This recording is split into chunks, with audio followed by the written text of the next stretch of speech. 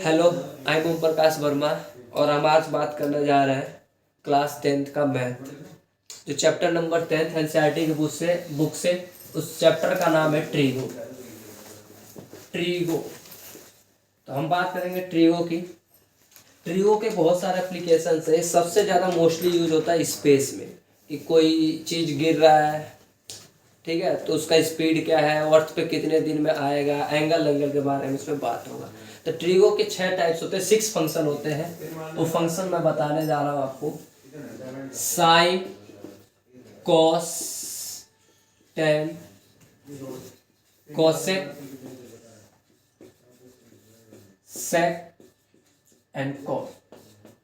ये 6 फंक्शन होते हैं। इनके सबके अपने अलग अलग रूल हैं, तो हम आगे स्टडी करेंगे इसी के बारे में आज। तो सबसे पहले हम बात करते हैं ट्रीगो की। तो ट्रीगो सबसे पहले किसके ऊपर बेस्ड होता है? राइट एंगल ट्रायंगल के ऊपर। राइट एंगल, अब राइट एंगल हमने पहले पढ़ा हुआ है।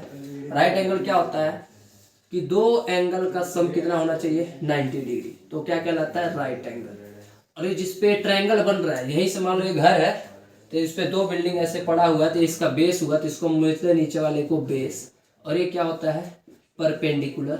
और ये सबसे टेढ़ी और सबसे लंबी हाइट होती है, इसको क्या बोलते हैं? हाइपोटेनियस। तो एक पाइथागोरस साइंटिस्ट ने एक फॉर्मूला दिया कि h स्क्वायर इक्वल टू में b स्क्वायर प्लस में p स्क्वायर। इसका मतलब क्या हुआ कि जो हाइपोटेनियस का अगर हम स्क्वायर करते हैं तो ये किसके इक्वल होगा? इन दोनों के स्क्वायर के सम के इक्वल होगा। ये कौन बताया था? पाइथागोरस जी ने। ठीक है, इसी चैप्टर से हम रिलेटेड कुछ एक्स्ट्रा क्वेश्चन आंसर करेंगे। आइए इसको हम अच्छे समझेंगे, फिर हम समझेंगे ट्रीगो के फंक्शन के बारे में। मान लो अगर कोई एक ट्रायंगल गिवन है, अगर 5 है 7 है, तो बताना कि हाइपोटेनियस क्या होगा। तो मैंने फॉर्मूला तुमको क्या बताया? h स्क्वायर इक्वल टू में b स्क्वायर प्लस में p स्क्वायर। अब देखो h कौन सा इसमें से? h तो ये हो गया, बेस हमारा ये हो गया, परपेंडिकुलर हमारा ये हो गया। तो h तो हमें पता नहीं, तो ऐसे लिख देंगे। बेस कितना है? 5 का स्क्वायर। परपेंडिकुलर कितना है? 7 का स्क्वायर। तो 5 का स्क्वायर कितना होता है? 25। 7 का स्क्वायर कितना होता है? 49। अब इन दोनों को क्या कर देंगे? सम। तो 9 और 5 14 का 4 कैरी 1 5 4 2 6 और 1 7। यहाँ स्क्वायर इधर क्या आ जाएगा? रूट। ठीक है, यानी कि h की वैल्यू क्या आ गया? रूट में 74। ऐसे और भी होंगे जो इसको धीरे धीरे से सॉल्व कर लेंगे। जैसे मान लो ये 3 है और ये 4 है, ठीक है, फिर फॉर्मूला वही लगा, h स्क्वायर इक्वल टू में b स्क्वायर प्लस में p स्क्वायर। h हमारा क्या है? हमें नहीं पता। बेस कितना है? 3 का स्क्वायर। परपेंडिकुलर कितना है? 4 का square. h square root 3 square का 9, 4 का 60, यानी कि ये सम करने पर 25। या स्क्वायर इधर क्या हो जाएगा? रूट। रूट की वैल्यू क्या होगी? 5, यानी कि हाइपोटेनियस की वैल्यू 5 सेंटीमीटर। ठीक है, चलो नोट डाउन करना है कर लो, हम आगे बढ़ते हैं। Screen take a screenshot. चलो अब आगे देखते हैं।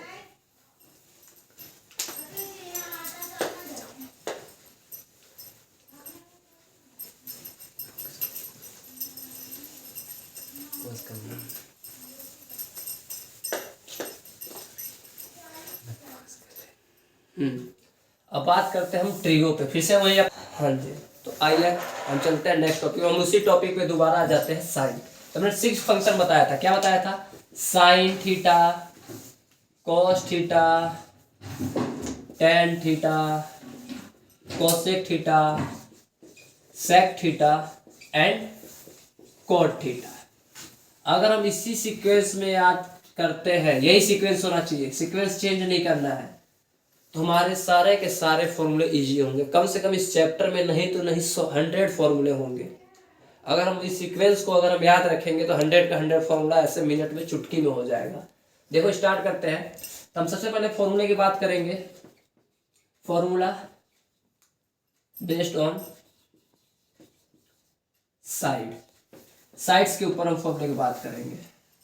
ठीक है, तो एक सीरीज और याद कर लो, PHP, PB, PHHB। इसको याद करने का तरीका है पंडित बद्री प्रसाद हर हर भोले।